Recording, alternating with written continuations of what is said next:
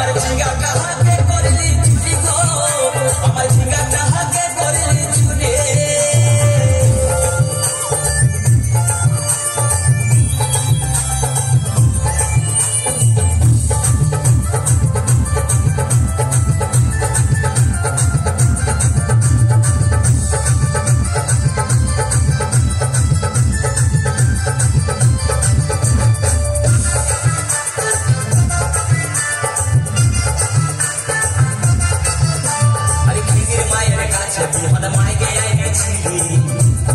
করে আমার মাঝে বুঝাই দিয়ে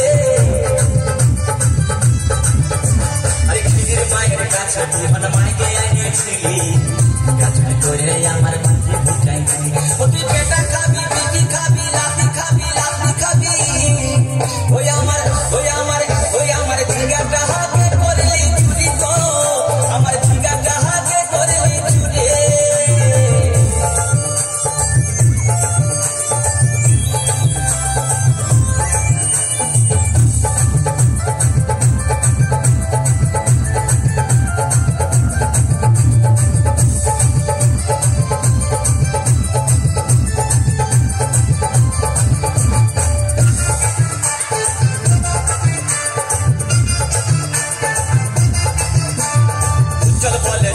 গাছ में भीड़ लगाई दीबो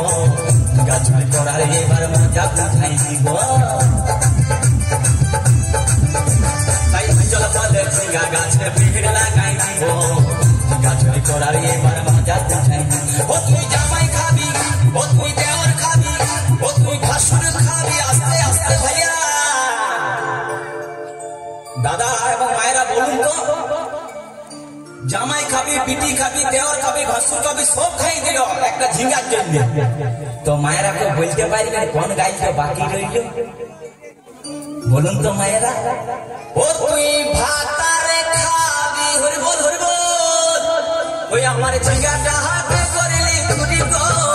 আমার ঝিঙ্গাটা হাতে করলি চুরি ওই আমার ঝিঙ্গাটা হাতে করলি চুরি গো আমার ঝিঙ্গাটা হাতে করলি চুরি अरे आज कुड़ीली पंगसी बदर खाटी खाल के जाबी हमारे ঝিঙ্গাটা हाथे करली चुरी गो ঝিঙ্গাটা हाथे करली चुरी ओए हमारे ঝিঙ্গাটা हाथे करली चुरी गो ঝিঙ্গাটা हाथे करली